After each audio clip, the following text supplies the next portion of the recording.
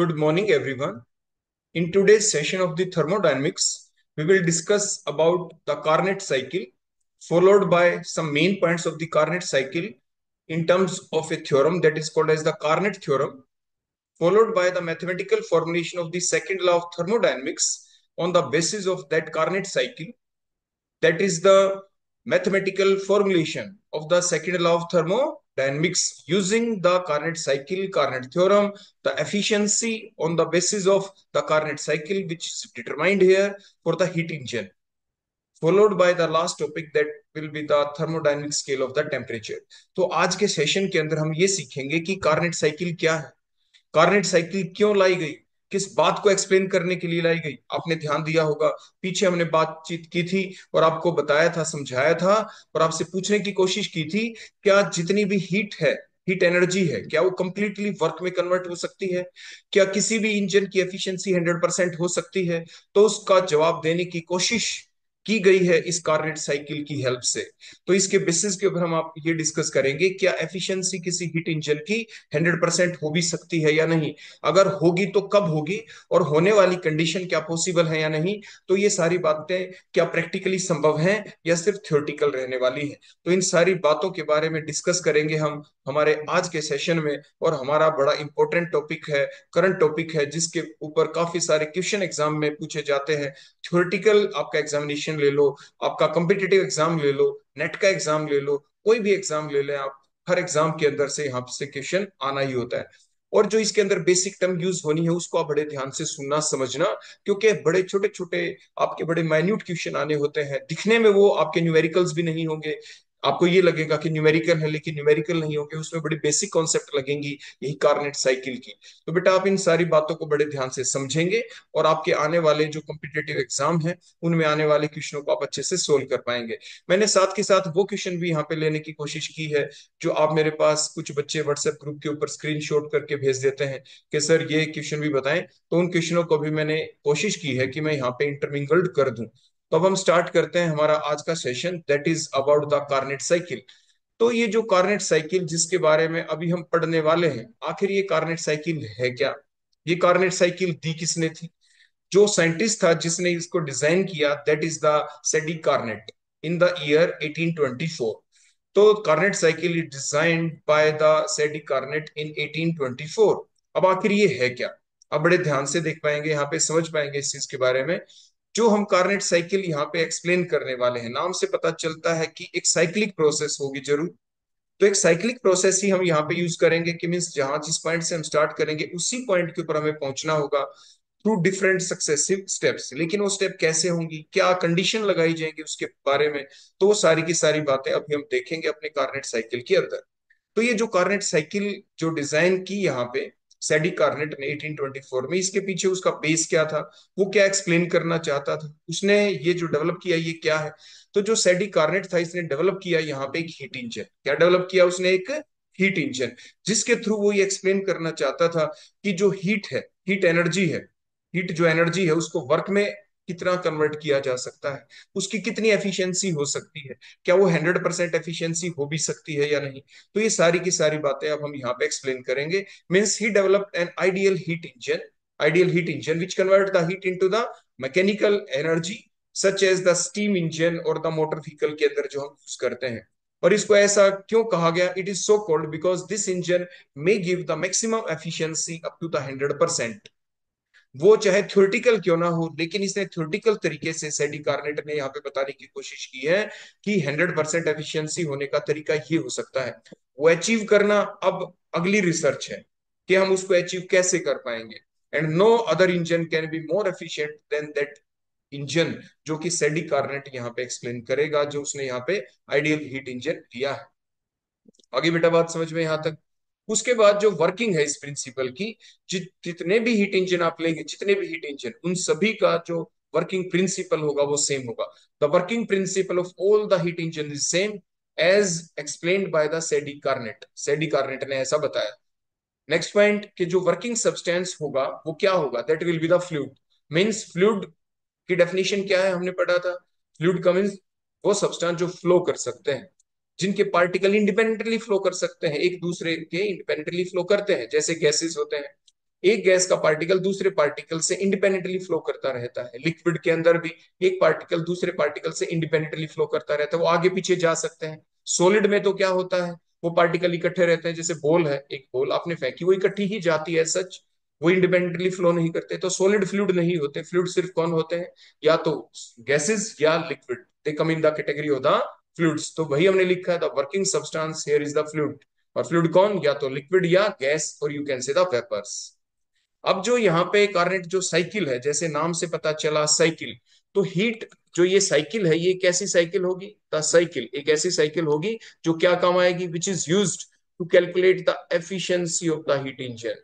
हम एक ऐसी साइकिल यहाँ पे डिजाइन करेंगे जो कि सेडी कार्नेट ने बताई थी, उसके बताए गए के अनुसार ही हम यहाँ पे वो साइकिल ड्रा करेंगे, एक साइक्लिक प्रोसेस ड्रा करेंगे, और जिसके द्वारा हम एक्सप्लेन करेंगे, हम कैलकुलेट करेंगे efficiency of the heat engine. और ये इसका मतलब क्या है कि एक साइक्लिक प्रोसेस है ये, क्योंकि इसमें हम क्या देखेंगे कि जो हीट इंजन होगा, जो भी हम बताएंगे, heat engine returns to it original state, वो अपनी साइक्लिक प्रोसेस जहां से चलेगा वापस वहीं पे पहुंच जाएगा, after passing through a number of successive after passing through a number of successive specified thermodynamical changes. कुछ थर्मोडायनेमिकल चेंजेस बताएंगे, कहेंगे पहली स्टेप के अंदर भाई आइसोथर्मल कंडीशन लगाएं, एक्सपेंशन भी करें तो आइसोथर्मल एक्सपेंशन करें। सेकंड स्टेप में चलें, कहेंगे एडियाबेटिक एक्सपेंशन करें। थर्ड स्टेप में चलेंगे, कहेंगे आइसोथर्मल कंप्रेशन करें। लास्ट स्टेप में चलेंगे, फिर कहेंगे एडियाबेटिक कंप्रेशन करें। जहां से चले थे दोबारा वहीं पे ऐसे हम पहुंच जाते हैं। तो लगाई ना हमने कुछ स्पेसिफाइड थर्मोडायनेमिक कंडीशंस लगाई ना हमने, वही हमने बताया कि हीट इंजन रिटर्न तो कर जाएगा अपनी ओरिजिनल स्टेट के ऊपर, लेकिन वो तब करेगा जो डिफरेंट नंबर ऑफ सक्सेसिव जो स्टेप्स होंगी उनके ऊपर हम स्पेसिफाइड कंडीशंस लगाएंगे। तो different under the different specified thermodynamical conditions the heat engine revert back to their original state after the number of successive steps. तो जो नंबर ऑफ सक्सेसिव स्टेप्स होंगी उनके थ्रू हीट इंजन दोबारा ही अपनी original state के अंदर आ जाएगा। और इस तरीके से हम कैलकुलेट करेंगे work, what will be the work done during all these steps. और जो वर्क डन होगा उसकी सहायता से अलग अलग स्टेप्स के अंदर हम कितनी हीट्स फ्लाई की, उन सारी बातों को हम एक्सप्लेन करेंगे। और फाइनली हम एक्सप्लेन कर पाएंगे efficiency of the heat engine, eta is equal to W/Q2 जो आएगा अभी हम कैलकुलेट करके दिखाएंगे, या W आपकी efficiency is equal to T2 - T1 divided by T2, या Q2 - Q1 divided by Q2। ऐसा एक फार्मूला आएगा आपका एफिशिएंसी का, जो हम यहाँ पे कैलकुलेट करेंगे, डिराइव करेंगे। अब चलो कंडीशंस की बात करते हैं। जो कार्नेट साइकिल जो हम एक्सप्लेन करेंगे अभी, जो मैंने बताया, उसके लिए कुछ कंडीशंस हैं। मैंने बताया ना ये एक हाइपोथेटिकल है, जिसमें हाइपोथेटिकली 100% एफिशिएंसी हीट इंजन की हो सकती है। तो जो सेडी कार्नेट था उसने कुछ बातें बताई कि भाई ये बातें आपको माननी पड़ेंगी, जो हाइपोथेटिकल आपका हीट इंजन उसने डिजाइन किया उसके ऊपर ये बातें एप्लीकेबल होनी चाहिए। वो क्या क्या, point number one, the Carnot engine chosen for that purpose is hypothetical one. Experimentally कैसे आपको काम करवाना है वो तो आप अपनी रिसर्च बेस के ऊपर उसको एक्सप्लेन करेंगे, बनाएंगे, पॉसिबल है या नहीं वो बात की बात है। लेकिन जो ये आपका कार्नेट इंजन है, जो हीट इंजन है, इसका पर्पज क्या था, chosen for this purpose is hypothetical one, वो हाइपोथेटिकल है। सेकंड पॉइंट क्या आ जाता है यहाँ पे, जैसे कि हमने बताया कि जो हम ये कार्नेट साइकिल जो अभी हम एक्सप्लेन करेंगे यहाँ पे, it is also called as reversible heat engine. हम इसको रिवर्सिबल हीट इंजन भी कहेंगे यहाँ पे। बोलो क्यों कहेंगे, इसलिए कहेंगे जितने भी सही आपके ऑपरेशंस होंगे, बिकॉज ऑल द ऑपरेशन, जितने भी हम यहाँ पे ऑपरेशंस करेंगे, ऑपरेशन मींस जितनी भी हम यहाँ पे कंडीशंस लगाएंगे अलग अलग स्टेप्स के अंदर, तो all the operation, all the condition which will be imposed under the different different steps, that the meaning of the here, that the operations meaning, okay? So it is also called as reversible heat engine. इसको हम reversible heat engine कहेंगे क्योंकि जो हम specified conditions impose करेंगे different steps के अंदर इस पूरी साइक्लिक प्रोसेस के दौरान, वो हम कैसे करेंगे, because all the operation in the cyclic process are done by using the 1 mole. हम यहाँ पे 1 मोल ऑफ आइडियल गैस लेंगे, एक सिलेंडर के अंदर लेंगे, एक ऐसा सिलेंडर लेंगे जैसे आपको यहाँ पे दिख रहा है ना बेटा, ये पिस्टन देखो आराम से ऊपर नीचे जा रहा है, जा रहा है ना बेटा ऊपर नीचे। तो ये मीन्स जो आपका पिस्टन होगा वो कैसा हो, वेटलेस हो, फ्रिक्शनलेस पिस्टन हमें लेना पड़ेगा। और कंडीशंस क्या क्या लगाएंगे, हम कभी आइसोथर्मल कंडीशन लगा देंगे किसी स्टेप में, किसी स्टेप में हम एडियाबेटिक कंडीशन लगा देंगे, means under at the different time under the different different steps. तो अलग अलग स्टेप्स के अंदर कभी हम एडियाबेटिक कंडीशन लगाएंगे, कभी आइसोथर्मल कंडीशन लगाएंगे, और कंटेनर के अंदर हम 1 मोल ऑफ आइडियल गैस ले लेंगे, जो ये सिलेंडर होगा यहाँ पे 1 मोल ऑफ आइडियल गैस हम इसके अंदर ले लेंगे। और उसके बाद जो पिस्टन लगा हुआ हो वो कैसा होना चाहिए, that should be the weightless frictionless piston, जिसके ऊपर ज्यादा एफर्ट ना करें, थोड़े से ही प्रेशर चेंज की वजह से पिस्टन आराम से ऊपर या नीचे चला जाए। So that is the condition number 2। Clear हो गया बेटा, यहां तक आ गया समझ में? उसके बाद जो कार्नेट साइकिल होगा, जो हीट इंजन होगा, जो कार्नेट इंजन होगा यहाँ पे, उसके पार्ट्स क्या क्या होंगे देखो। जो भी हमारा यहाँ पे ये कार्नेट साइकिल जो हम यहाँ पे एक्सप्लेन करने वाले हैं, इसके दौरान इसके दौरान जैसे ये डायग्राम आपको दिख रहा है, इसमें और क्या क्या होगा देखो। एक तो हम इसमें लेंगे सिलेंडर, जैसे आपको दिख ही रहा है ये सिलेंडर है। तो जो सिलेंडर आप बड़े ध्यान से देखें, इसके देखो थ्री, इसकी जितनी भी साइड है वो सारी की सारी हम एडियाबेटिक बना देंगे। मतलब heat exchange now accept at the bottom, सिर्फ बॉटम को छोड़, बॉटम के थ्रू ही हीट का एक्सचेंज हो सकता है, अंदर बाहर जा सकता है, क्योंकि इस सिलेंडर को हम प्लेस करेंगे, रखेंगे for the different different step, अलग अलग चीज के, कभी सोर्स पे रखेंगे, कभी इंसुलेटिंग मटेरियल पे रखेंगे, कभी हम सिंक के ऊपर रखेंगे, इसको उठा उठा के अलग अलग जगह पे रखेंगे। तो अलग अलग जगह रखने के बाद जो बॉटम है उसके थ्रू ही तो हीट का एक्सचेंज होगा या नहीं होगा, वो डिपेंड करेगा कि कौन सी स्टेप हमें पहले करनी है और कहाँ पे हम अपने इस सिलेंडर को प्लेस कर रहे हैं, किस चीज के ऊपर हम इसको रख रहे हैं। तो द सिलेंडर, पहला जो पार्ट होगा आपके हीट इंजन का, कार्नेट इंजन का, वो क्या होगा, cylinder. So the cylinder which is insulated on all the side except at the base. The base is conducting. Base conducting होगा so that heat may be absorbed or the evolved during that particular base, through that particular base, इस base के through। उसके बाद अगला जो point आ जाएगा यहाँ पे वो क्या होगा, उसके बाद अगला पॉइंट आ जाता है कि जो चीजें हम यूज करेंगे, देखो अब ये तीन चीजें हम यूज करेंगे यहाँ पे जिसके ऊपर हम अपने सिलेंडर को रखने वाले हैं। तो उन तीन चीजों में से देखो, जो हमने यहाँ पे मिड में दिखाया है, यहाँ पे क्या लिख रखा है उसके ऊपर, insulated non conducting material, means an insulated non conducting material through which heat transfer is not possible. ये अगला पार्ट होगा हीट इंजन का, ये हम यूज करेंगे। कहने का मतलब ये सिलेंडर है ना बेटा, यहाँ पे सिलेंडर, इस सिलेंडर को रखना हमें, कभी तो इस इंसुलेटिंग पे देखो, इंसुलेशन पे रख दिया, इंसुलेटिंग नॉन कंडक्टिंग मटेरियल पे रख दिया। तो जो बॉटम है बेटा, बॉटम है ना, तो इसकी बॉटम तो कंडक्टिंग थी, लेकिन ये तो इंसुलेटिंग मटेरियल है, तो हीट का एक्सचेंज हो ही नहीं पाएगा, एडियाबैटिक कंडीशन लग जाएगी। बोलो कैसी कंडीशन लग जाएगी, एडियाबैटिक। अब आप समझ पा रहे हो, क्योंकि मैंने ऊपर आपको बताया था पहले ही कि जो कार्नेट साइकिल को जो हम चलाएंगे, देखो दोबारा से मैं आपको दिखाता हूँ यहाँ पे, जो पॉइंट नंबर 1 था कि जो आपका हीट इंजन होगा, इसके अंदर जो 1 मोल ऑफ जो हम आइडियल गैस लेंगे और वो एक सिलेंडर के अंदर डालेंगे, जिसके ऊपर फ्रिक्शनलेस वेटलेस पिस्टन लगा हुआ है, और उसके ऊपर अब हम कंडीशन लगाने वाले हैं। कौन सी बेटा, कभी आइसोथर्मल, कभी एडियाबैटिक, बताया था ना, अलग अलग in the different different steps. तो ये आइसोथर्मल जो कंडीशंस लगेंगी वो ऐसे ही तो लगेंगी। देखो जो मैंने बताया कि ये इंसुलेटिंग मटेरियल है, इंसुलेटिंग नॉन कंडक्टिंग मटेरियल है। तो जब हम इसको रख देंगे आपके सिलेंडर को इंसुलेटिंग नॉन कंडक्टिंग मटेरियल पे, तो मीन्स इंसुलेशन हो गया ना, तो मीन्स अब हीट का ट्रांसफर होगा ही नहीं, एडियाबैटिक कंडीशन हो गई। सेकंड देखो, टू हीट रिजर्वायर लेंगे। अब वो टू हीट रिजर्वायर का मतलब क्या है, देखो one, the substance that is the hot reservoir, मतलब इसके अंदर इतनी ज्यादा हीट है, इसकी इतनी ज्यादा हीट कैपेसिटी है कि इसके अंदर से हीट निकलेगी और जाएगी कहाँ पे, इस पिस्टन के अंदर जाएगी, क्योंकि बेस इसका कैसा था, कंडक्टिंग था।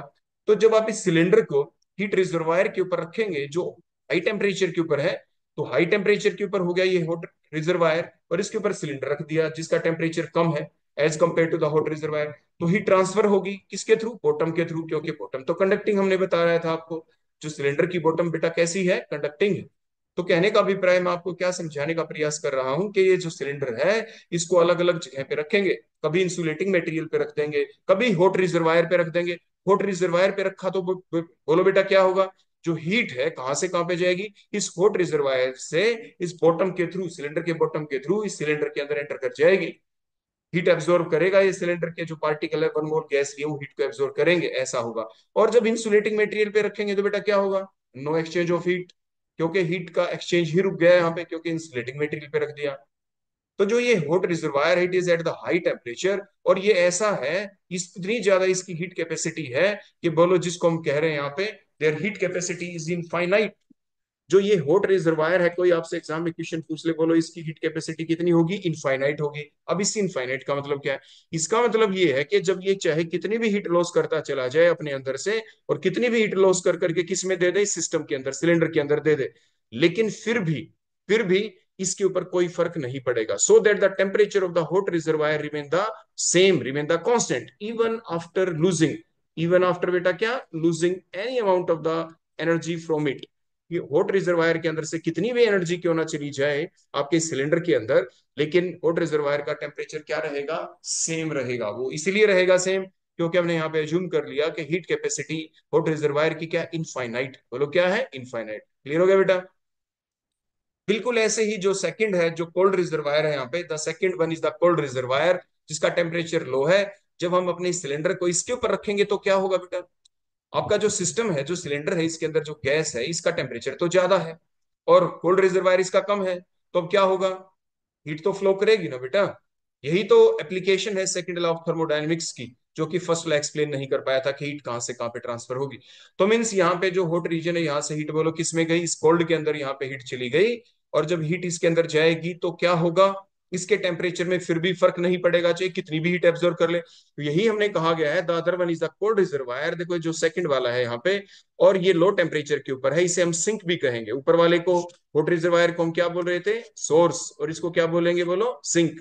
और इसकी भी हीट कैपेसिटी इनफाइनाइट है, चाहे ये कितनी भी हीट एब्जॉर्ब कर ले, weather it absorbs so much amount of heat but their temperature will remain the same।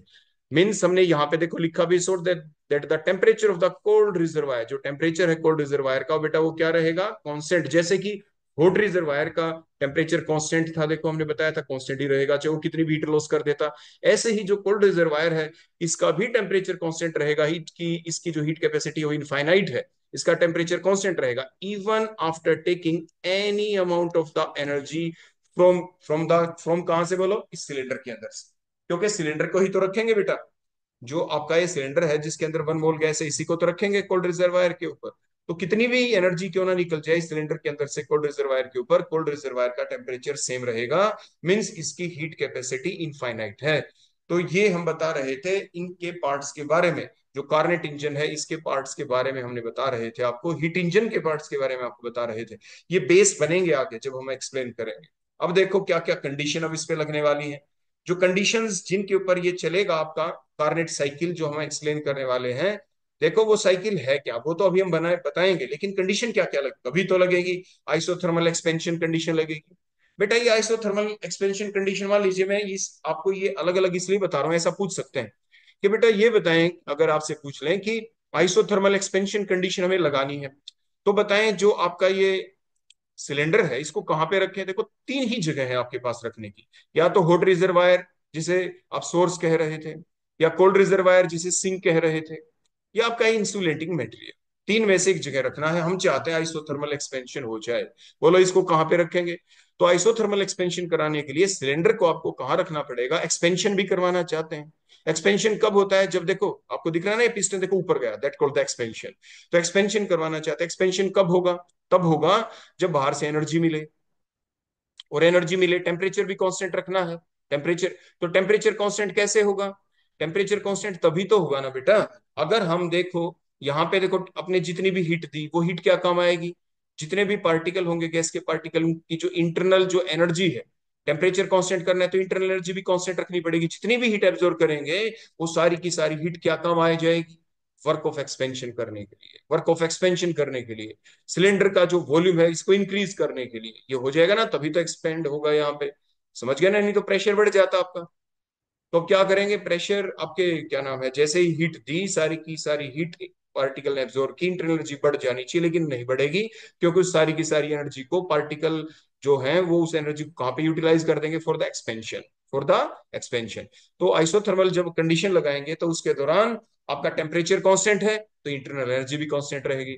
तो फिलहाल हमारा पॉइंट सिर्फ इतना था कि आइसोथर्मल एक्सपेंशन कराना है तो सिलेंडर को कहाँ पे रखें, the cylinder is put on the source so that the exchange of the heat takes place between the source and the cylinder। ठीक हो गया बेटा, आगे ना इतनी बात समझ में। अब इससे क्या होगा, जब रख देंगे तो now the heat will flow from the source, that is the hot reservoir, to the gas which is present in the cylinder, which will cause, but will cause, क्योंकि हमें टेम्परेचर कांस्टेंट रखना है, जो भी एनर्जी एब्जॉर्ब की सारी क्या काम आ गई, एक्सपेंशन करवाने। Means volume will increase and the pressure will decrease. Clear हो गया बेटा। और जितनी की जितनी हीट आई थी, as whole of the heat is used in the expansion of the gas, so the temperature remain the constant. क्योंकि जितनी भी हीट आई सारी की सारी एक्सपेंशन करवाने के काम आ गई, तो इंटरनल एनर्जी बढ़ी नहीं, पार्टिकल्स की बढ़ नहीं पाई, क्योंकि सारी की सारी यूटिलाइज हो गई वो एनर्जी एक्सपेंशन के लिए। टेम्परेचर कांस्टेंट रहा, मींस क्या रहा, D T is equal to zero, means temperature remain constant. क्यों रहा टेम्परेचर कांस्टेंट? क्योंकि एनर्जी में भी चेंज नहीं आया इंटरनल एनर्जी के अंदर, क्योंकि जितनी एनर्जी मिली सारी की सारी एक्सपेंशन में काम आ गई, तो change in internal energy is also zero. Clear हो गया बेटा इतना? उसके बाद अगला पॉइंट देखिए, enthalpy change is zero, enthalpy change is zero, enthalpy change भी बेटा क्या हो जाएगा, जीरो। क्योंकि जितनी हीट एब्जॉर्ब की, देखो जितनी हीट नीचे से मिली, आपके हीट रिजर्वायर से जितनी मिली, वो सारी की सारी एक्सपेंशन करने के काम आ गई। तो जितनी एब्जॉर्ब हुई उतनी ही आपकी यूजअप हो गई, आगे कुछ बची ही नहीं net. So delta H is zero, D H is zero, enthalpy change zero होगा। लेकिन क्योंकि यहाँ पे हीट एब्जॉर्ब तो की है ना बेटा रिजर्वायर से, तो डी क्यू की वैल्यू क्या होगी, पॉजिटिव होगी। जब एनर्जी एब्जॉर्ब की है तो पार्टिकल एनर्जेटिक हो गए ना, और भागे इधर उधर, तो means change in enthalpy, change in बोलो क्या, एंट्रोपी। क्योंकि एंट्रोपी शब्द को भी आगे हम यूज करेंगे, तो एंट्रोपी मीन्स रेंडमनेस, रेंडमनेस बढ़ जाएगी। देखो ये पांचों की पांचों बातें याद रखनी बहुत जरूरी हैं। इसके ऊपर कॉम्पिटिटिव एग्जाम में जो कार्नेट साइकिल है वो साइकिल ड्रा करके दे देते हैं, और अलग अलग के बीच में दे देंगे, कभी कह देंगे टी और एस के बीच में ग्राफ दे दिया, कह देंगे बोलो कौन सा कार्नेट साइकिल ठीक है। फिलहाल जो हम एक्सप्लेन करेंगे वो तो वर्क निकालना है हमें, तो प्रेशर वॉल्यूम वर्क होता है। तो दो एक्सिस लेंगे, एक प्रेशर आपके वाई एक्सिस के ऊपर, और वॉल्यूम लेंगे हम अपने एक्स एक्सिस के ऊपर। प्रेशर वॉल्यूम वर्क हम निकालेंगे यहाँ पे कार्नेट साइकिल से। लेकिन मैंने जो ये कंडीशन यहाँ पे पांच हमने पढ़ी, D T D E D H, तो एग्जामिनर की मर्जी है ना बेटा, ग्राफ तो कोई भी प्लॉट करवा सकता है, जरूरी नहीं पीवी के बीच ही रहे, किन्हीं भी दो चीज के बीच। और वो आपको यहाँ पे दिख रहा है कि कौन सी पॉजिटिव चीजें हैं और कौन सी जीरो भी है। मीन्स कौन सी जीरो का मतलब कौन सी कांस्टेंट रहेंगी। आइसोथर्मल एक्सपेंशन के दौरान कौन सी चीजों में कोई चेंज नहीं आएगा, तो आइसोथर्मल एक्सपेंशन के दौरान डीटी में कोई चेंज नहीं, चेंज इन टेम्परेचर नहीं, चेंज इन इंटरनल एनर्जी नहीं, चेंज इन एंथैल्पी नहीं, सारी जीरो है। लेकिन डी क्यू की वैल्यू पॉजिटिव है, डीएस की वैल्यू भी पॉजिटिव है, ये आपको ध्यान रखना ही होगा। पहली कंडीशन बेटा समझ गए, अगर आइसोथर्मल एक्सपेंशन कराएंगे तो ये चीज आने वाले हैं। ठीक हो गया बेटा? और यहाँ पे वर्क होगा, work done by the system होगा, एक्सपेंशन हो रहा, work done by the system होगा। तो वर्क डन बाय द जब सिस्टम होता है तो बोलो क्या होता है बेटा, W work done by the system है, तो नेगेटिव होता है। तो मीन्स ये सारी चीजें भी आगे हम अप्लाई करेंगे जब हम कंप्लीट कार्नेट साइकिल की हर स्टेप को हम बता रहे हैं कौन कौन सी स्टेप बनने वाली है। तो फिर फार्मूला भी तो लगाएंगे वहां पे हम वर्क का, जो पीछे पिछले सेशन के दौरान सीख चुके थे। चलो सेकंड देखते हैं। अगर हमें आइसोथर्मल कंप्रेशन कराना, अभी तो एक्सपेंशन किया था बेटा, कंप्रेशन कराना पड़ जाए तो क्या करेंगे बेटा, कंप्रेशन कराना है तो हम क्या करेंगे कि जो सिलेंडर को कहाँ पे, cylinder is put on the sink, sink के ऊपर रखेंगे बेटा, सिंक के ऊपर, और बाहर से हम प्रेशर लगाएंगे बेटा। दिख रहा है ना, पर बाहर से प्रेशर लगाया तो देखो पिस्टन नीचे आएगा, हाँ देखो नीचे वाली कंडीशन होगी। अब यहाँ पे देखो कंप्रेशन, लेकिन कैसे, जैसे ही हम ऊपर से पिस्टन के ऊपर प्रेशर लगाएंगे ना, प्रेस द पिस्टन डाउनवर्ड, देखो ऊपर से प्रेस किया, now the press the piston downward, press करेंगे हम पिस्टन को डाउनवर्ड डायरेक्शन में प्रेस करेंगे बेटा आप, ठीक हो गया ना। जिसकी वजह से क्या होगा, which causes the compression of the gas, gas का कंप्रेशन हो जाएगा। फिर उससे क्या होगा देखो, the heat will released, heat निकलेगी, हीट निकलेगी, लेकिन हमें आइसोथर्मल कंडीशन लगानी है बेटा। अगर वो हीट निकली और वो इसी के अंदर रह गई सिलेंडर के अंदर, तो क्या होगा बेटा, टेम्परेचर इंक्रीज हो जाएगा ना। लेकिन हमें तो टेम्परेचर कांस्टेंट रखना है, तो जो हीट निकली वो कहाँ पे भेजे, इसीलिए तो हमने इसको कोल्ड रिजर्वायर पे रखा है, सिंक पे रखा है, क्योंकि जितनी भी हीट निकलेगी वो सारी की सारी बेटा हम क्या कर देंगे, देखो इधर पास कर देंगे। बोलो किस में पास हो जाएगी वो, देखो मैं एरो से दिखा रहा हूँ, आपके कोल्ड रिजर्वायर के अंदर देखो ऐसे पास हो जाएगी। क्लियर हो गया बेटा? तो heat released by the system हो गई, तो heat release due to the compression of the gas from the gas to the cold reservoir के अंदर आपकी हीट चली जाएगी। क्लियर हो गया बेटा, इतनी बात समझ में आ गई? So the gas compress at the same constant temperature, क्योंकि हमें सेम कांस्टेंट टेम्परेचर कांस्टेंट रखना था, इसीलिए हीट हमें वहां पे ट्रांसफर करवानी पड़ी, ताकि टेम्परेचर कांस्टेंट रहे। तो ऐसे में क्या हुआ, वॉल्यूम देखो, अब की बार बाहर से मैंने पिस्टन को नीचे की तरफ आपका प्रेस किया था, तो वॉल्यूम डिक्रीज होगा, और प्रेशर बेटा क्या होगा, increase. During the isothermal compression के दौरान वॉल्यूम डिक्रीज होता है, प्रेशर इंक्रीज होता है, हीट आपकी सिस्टम से, गैस से कोल्ड रिजर्वायर की तरफ जाती है।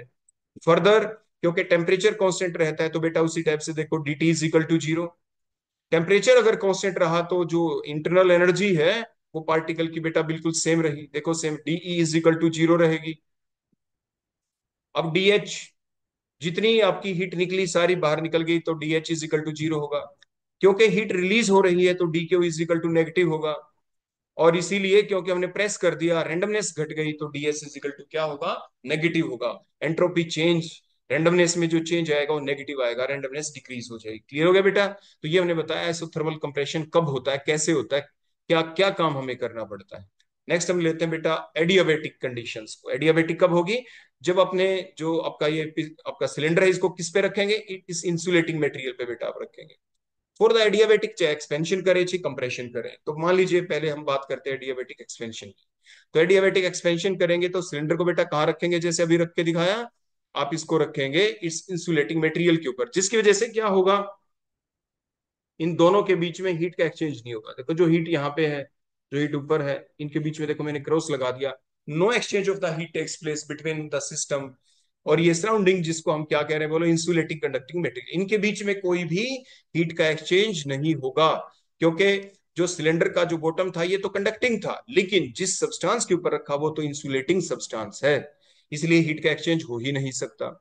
आपके ना तो इस सिस्टम के अंदर, सिलेंडर के अंदर गैस हीट अंदर आ सकती, ना इस सिलेंडर की हीट बाहर जा सकती है। एडियाबेटिक कंडीशन हो गई। तो अब देखो क्या करेंगे हमें, क्योंकि एक्सपेंशन करवाना है बेटा। क्या करवाना है? एक्सपेंशन। अब देखो बाहर से हीट तो बेटा मिलेगी नहीं, बाहर से तो हीट मिलेगी नहीं, तो अब क्या करें एक्सपेंशन करवाने के लिए। Now the now let the piston rise slowly upward. मान लीजिए ये पिस्टन ऊपर आ गया, तो कैसे आया, क्यों आया, which continuously result in expansion of the gas, जिसकी वजह से गैस का एक्सपेंशन होगा, मतलब वॉल्यूम इंक्रीज करना है, प्रेशर डिक्रीज करना है। तो एक्सपेंशन कैसे हो बेटा? ये तभी हो सकता है जो गैस पार्टिकल है यहाँ पे अंदर, वो गैस पार्टिकल की जो इंटरनल एनर्जी है, वो इंटरनल एनर्जी यूज हुई यहाँ पे। किस लिए यूज हुई बोलो? इस पिस्टन को बाहर धकेलने के लिए, एक्सपेंशन करवाने के लिए। तो जो इंटरनल एनर्जी है वो डिक्रीज हो जाएगी। इंटरनल एनर्जी अगर डिक्रीज हो गई तो टेम्परेचर भी बेटा डिक्रीज हो जाएगा। गैस पार्टिकल का टेम्परेचर भी, क्योंकि गैस पार्टिकल की के अंदर एनर्जी कम रही या ज्यादा, उसकी कुछ एनर्जी बेटा यूटिलाइज होगी ना, to cause the expansion. Expansion करवाने में it occurs by using the internal energy of the gas molecule. जो ये एक्सपेंशन हुआ है कैसे करवाया गया है, that particular expansion will caused due to the use of the internal energy of these gaseous particles। तो उस गैसियस पार्टिकल की एनर्जी की वजह से ही एक्सपेंशन हुआ है। और गैस पार्टिकल ने जब कोलाइड किया अंदर से तब एक्सपेंशन हुआ है, तो उसकी एनर्जी घट गई, इसलिए टेम्परेचर भी घट गया। ठीक हो गया? अब देखो टेम्परेचर डिक्रीज हो गया ना बेटा, तो DT change in temperature negative है। इंटरनल एनर्जी भी घट गई तो चेंज इन इंटरनल एनर्जी भी बेटा नेगेटिव है। और उसके बाद देखो एनर्जी निकली है एनर्जी बाहर, यूज हुई है एनर्जी पार्टिकल की, तो नेट एनर्जी घट गई, तो D H is equal to negative हो गया, एंथैल्पी चेंज की वैल्यू नेगेटिव हो गई। उसके बाद देखो क्योंकि हीट का एक्सचेंज हो ही नहीं सकता अंदर बाहर सिस्टम सराउंडिंग में, इंसुलेटिंग मटेरियल और सिलेंडर के बीच में, तो डी क्यू जीरो है बेटा। और इसीलिए डीएस भी बेटा क्या है, जीरो है, क्योंकि आगे हम पढ़ेंगे DS is equal to Q by T, Q zero तो डीएस भी जीरो, ऐसा रिलेशन आएगा आपका। क्लियर हो गया बेटा? तो ये पांचों बातें याद रखनी है। नेक्स्ट हम ले लेते हैं एडियाबेटिक कंप्रेशन करना है बेटा। अब कंप्रेशन करना है, देखो पिस्टन नीचे आना है, लेकिन रखेंगे कहीं पे, यहीं पे इंसुलेटिंग मटेरियल पे, क्योंकि एडियाबेटिक देखो हम कंडीशन लगा रहे हैं बेटा। कैसी कंडीशन लगा रहे हैं हम यहाँ पे, देखो एडियाबेटिक कंडीशन। तो इसीलिए सिलेंडर को बोलो कहां पे रखना पड़ा, cylinder will be put on the insulating material, insulating material पे ही रखना होगा, ताकि कोई भी हीट का एक्सचेंज ना हो। देखो क्यों अंदर क्यों बाहर, इसके बीच में अब की बार भी कोई भी हीट का एक्सचेंज नहीं होगा। ठीक हो गया बेटा? अब लेकिन कंप्रेशन कराना है तो बेटा कैसे करें, let the piston pressed slowly downward. ऊपर से बाहर से पिस्टन को नीचे प्रेस किया गया, धकेला गया, तो फिर उससे होगा क्या, वॉल्यूम डिक्रीज होगा, प्रेशर इंक्रीज होगा। तो प्रेशर इंक्रीज होगा तो बोलो क्या होगा, जब प्रेशर कर दिया इंक्रीज, तो जिसकी वजह से क्या होगा, इट रिजल्ट इन, तो जो एनर्जी है सिस्टम की, यहाँ पे हीटेड अप हो जाएगा, एनर्जी रिलीज होगी यहाँ पे, एनर्जी हीटेड अप हो जाएगा, पार्टिकल की एनर्जी बढ़ जाएगी यहाँ पे, पार्टिकल उस एनर्जी को एब्जॉर्ब करेंगे, it result in release energy. ऊपर से जब पिस्टन को प्रेस किया तो एनर्जी निकली, और उस एनर्जी को किसने कर लिया एब्जॉर्ब, क्योंकि बाहर तो एनर्जी जा नहीं सकती, इंसुलेटिंग मटेरियल पे रख रखा है हमने। तो जब प्रेस करने से ऊपर, जब बाहर से पिस्टन को प्रेस किया तो एनर्जी निकली हुई एनर्जी को एब्जॉर्ब कर लिया गैस मोलिक्यूल्स ने। तो गैस मोलिक्यूल ने क्या किया, एनर्जी बढ़ गई गैस मोलिक्यूल, तो गैस मॉलिक्यूल की एनर्जी बढ़ गई, इंटरनल एनर्जी बढ़ गई, तो टेम्परेचर भी बढ़ गया बेटा। तो मीन्स dt पॉजिटिव हो गया, इंटरनल एनर्जी भी पॉजिटिव हो गई, dh भी पॉजिटिव हो गया, because it is absorbed by the gases particle, net it is absorb. तो डी क्यू क्या होगा? डी क्यू जीरो है, क्योंकि नो एक्सचेंज ऑफ हीट और the energy between the system and the surrounding, मतलब in between the cylinder and that insulating material, जिसकी वजह से एंट्रोपी चेंज भी क्या होगी? जीरो। एंट्रोपी चेंज भी क्या होगी बेटा? जीरो। तो ये सारी कंडीशंस देखो मैंने आपको सिखा दी, अब हम इनको अप्लाई करते हैं। हम चलते हैं डायरेक्ट अपने कार्नेट साइकिल के ऊपर। तो जो कार्नेट साइकिल अभी हम पढ़ने वाले हैं, तो उसमें क्या क्या होगा? आइसोथर्मल एक्सपेंशन होगा, एडियाबेटिक एक्सपेंशन होगा, आइसोथर्मल कंप्रेशन होगा, फिर एडियाबेटिक कंप्रेशन होगा। दीज आर दी 4 स्टेप्स जो स्टेप बाय स्टेप चलने वाली है। और इन सारी स्टेप्स के बारे में मैं आपको पहले बता चुका हूं कि कहां पे क्या होगा। बताएं बेटा जल्दी से, ताकि हम आगे प्रोसीड कर सकें। जब हम शुरू में आइसोथर्मल एक्सपेंशन कराएंगे तो क्या होगा? Change in temperature, isothermal condition है तो dt जीरो होगा, इंटरनल एनर्जी चेंज भी जीरो हो जाएगा, आपका एंथैल्पी चेंज भी जीरो हो जाएगा, क्योंकि आइसोथर्मल एक्सपेंशन करवा रहे हैं, बाहर से हीट एब्जॉर्ब होगी, डी क्यू पॉजिटिव हो जाएगी। डी क्यू क्या हो जाएगी बेटा? यहाँ पे पॉजिटिव होगी, क्योंकि हीट बोलो क्या होगी बेटा? एब्जॉर्ब होगी। हीट क्या होगी बेटा? एब्जॉर्ब। डी क्यू यहाँ पे बेटा पॉजिटिव लिखना है, गलती से लिखा गया। तो डी क्यू क्या हो जाएगा बेटा? पॉजिटिव हो जाएगा। तो एंट्रोपी चेंज भी पॉजिटिव हो जाएगा बेटा, ये साइन ठीक कर लेना। डी क्यू भी क्या हो जाएगा बेटा? पॉजिटिव। अभी हमने सीखा था, क्लियर हो गया ना बेटा? उसके बाद हम करवाएंगे एडियाबेटिक एक्सपेंशन। तो एडियाबेटिक एक्सपेंशन में बताया था पार्टिकल की खुद की इंटरनल एनर्जी यूज हो जाती है एक्सपेंड करवाने के लिए। तो temperature decrease, change in temperature negative होगा, तो इंटरनल एनर्जी क्योंकि डिक्रीज हो जाएगी, तो डीएच भी नेगेटिव हो जाएगा, क्योंकि कोई एक्सचेंज हुआ नहीं हीट का, डी क्यू जीरो, और इसलिए एंट्रोपी चेंज भी जीरो। अब आइसोथर्मल कंप्रेशन कराएंगे, आइसोथर्मल है तो चेंज इन टेम्परेचर जीरो था, इंटरनल एनर्जी चेंज भी जीरो है, डीएच भी जीरो है। अब क्या होगा बेटा यहाँ पे? आपका क्योंकि कंप्रेशन करवा रहे हैं यहाँ पे, कंप्रेशन, कंप्रेशन के दौरान क्या होगा? बताओ। कंप्रेशन, कंप्रेशन मतलब बाहर से कंप्रेस किया तो एनर्जी बोलो क्या हुई? आपकी जितनी भी एनर्जी प्रोड्यूस हुई, टेम्परेचर बढ़ जाएगा, बाहर निकल जाएगी। तो डी क्यू बेटा यहाँ पे नेगेटिव लिख देना। डी क्यू बेटा क्या आ जाएगा यहाँ पे आप नेगेटिव लिख देंगे, ठीक हो गया? उसके बाद डीएस भी बेटा क्या हो जाएगा? नेगेटिव। एंट्रोपी भी, एंट्रोपी चेंज भी बेटा क्या हो जाएगा? यहाँ पे नेगेटिव हो जाएगा। क्लियर हो गया? आ गई बात समझ में? उसके बाद नेक्स्ट हम देखते हैं एडियाबेटिक कंप्रेशन के बारे में। तो एडियाबेटिक जो कंप्रेशन, उसमें क्या होगा बेटा? उसी टाइप से बताया था, क्योंकि एडियाबेटिक एक्सपेंशन के दौरान टेम्परेचर डिक्रीज आ गया था, चेंज इन टेम्परेचर मतलब नेगेटिव हो गया था, तो यहाँ पे पॉजिटिव होगा। जब हम कंप्रेस करेंगे तो जितनी भी पर करने से पार्टिकल की एनर्जी बढ़ जाएगी। एनर्जी बढ़ने का मतलब टेम्परेचर बढ़ गया, तो D T is positive, D is positive, D H भी पॉजिटिव, लेकिन डी क्यू जीरो होगा, क्योंकि हीट का एक्सचेंज होगा नहीं, इसलिए एंट्रोपी चेंज भी जीरो होगा। तो देखो मैंने दोबारा से कंक्लूजन आपके सामने रख दिया। एग्जाम में इनके ऊपर काफी बार क्वेश्चन पूछे जाते हैं, कौन पॉजिटिव, कौन नेगेटिव, कौन zero under these different different conditions. तो इन चारों कंडीशन के अंदर कौन जीरो होता है, कौन पॉजिटिव होता है, कौन नेगेटिव होता है, वो सारी बातें ध्यान रखनी है। प्लस साथ के साथ वर्क डन का भी हम आगे देखेंगे, कब पॉजिटिव होगा कब नेगेटिव होगा, वो भी हम सीख पाएंगे। ठीक हो गया बेटा? तो हम सीधे चलते हैं अपने operation of the Carnot cycle. तो इसके दौरान जब हम कार्नेट साइकिल के बारे में हम सीखेंगे, तो इसके अंदर क्या होगा? आपकी 4 डिफरेंट स्टेप होंगी। प्रेशर वॉल्यूम ग्राफ हम देखेंगे, मैंने बताया ना वर्क डन, वर्क डन क्या होता है? प्रेशर वॉल्यूम, प्रेशर और वॉल्यूम पीडीवी होता है वर्क डन। तो प्रेशर वॉल्यूम का ग्राफ ही हमें लेना होगा। तो हमने क्या किया, सबसे पहले देखो ये ग्राफ ड्रा कर दिया आपके सामने, जो आपकी पूरा कार्नेट साइकिल है। स्टार्ट हम हमेशा करेंगे इस पॉइंट ए, पॉइंट के ऊपर से बेटा, ध्यान रखो। कहां से स्टार्ट करेंगे? From that point A. देखो इस पॉइंट ए से, पॉइंट ए, इस पॉइंट ए के ऊपर देखो कोई ना कोई प्रेशर तो बेटा है ही, देखो कुछ ना कुछ प्रेशर है, और कोई ना कोई बेटा वॉल्यूम भी है। देखो यहाँ पे ध्यान दे, कोई ना कोई बेटा वॉल्यूम भी। कुछ आई बात समझ? कहने का मतलब ये जो प्रेशर बोल रहे हैं, वॉल्यूम बोल रहे हैं, इसका मतलब क्या है? हमारे पास क्या था? सिलेंडर था। अभी हमने बताया था ना कार्नेट साइकिल के दौरान क्या करेंगे, हमारे पास क्या होगा? एक सिलेंडर होगा। जो सिलेंडर होगा हमारे पास, उसका कोई ना कोई वॉल्यूम भी होगा, उसके अंदर गैस भी होगी, वन मोल आइडियल गैस हमने बताया था, प्लस साथ के साथ उसका कोई प्रेशर भी एक्सर्ट होगा। वही हम बता रहे हैं। मान लीजिए पहली कंडीशन, वो जो गैस है उसका वॉल्यूम कंटेनर का V1 है, प्रेशर आपका यहाँ पे जो मैंने दिखाया ये इतना, वॉल्यूम V1 है बेटा, इतनी कंडीशन है। क्लियर हो गया इतना? क्लियर हो गया ना इतना? आगे बात समझ में? तो हम सबसे पहले करवाना चाहेंगे आइसोथर्मल एक्सपेंशन। तो आइसोथर्मल एक्सपेंशन करवाएंगे तो देखो हमने क्या किया, ध्यान से देखें। In the first step of the operation of that particular current cycle, the cylinder having one mole of the gas with volume V1 now is placed over the source. जिसका टेम्परेचर बेटा कितना है T2। ये जो source है बेटा यहाँ पे देखो, इसका टेम्परेचर बेटा क्या है, तो इसका यहाँ पे T2 है बेटा टेम्परेचर, देखो T2 है यहाँ पे, देखो मैंने T2 लिख दिया यहाँ पे सोर्स के अंदर, T2 टेम्परेचर है इसका, ठीक हो गया। यहाँ इसके ऊपर हमने अपना ये सिलेंडर रख दिया है, जिसके अंदर 1 मोल गैस है और वॉल्यूम V1। क्लियर हुआ बेटा? अब क्या होगा बोलो, आइसोथर्मल एक्सपेंशन करवाना है, वॉल्यूम तो V1 था और हमने रख दिया इसके ऊपर जिसका टेम्परेचर T2 है। तो बोलो क्या करेंगे, जो वाटर रिजर्वायर है यहां से हीट ये एब्जॉर्ब करेगा बेटा, हीट देखो अंदर की तरफ जाएगी, अंदर की तरफ जाएगी, हीट एब्जॉर्ब करेगा, लेकिन टेम्परेचर कांस्टेंट है।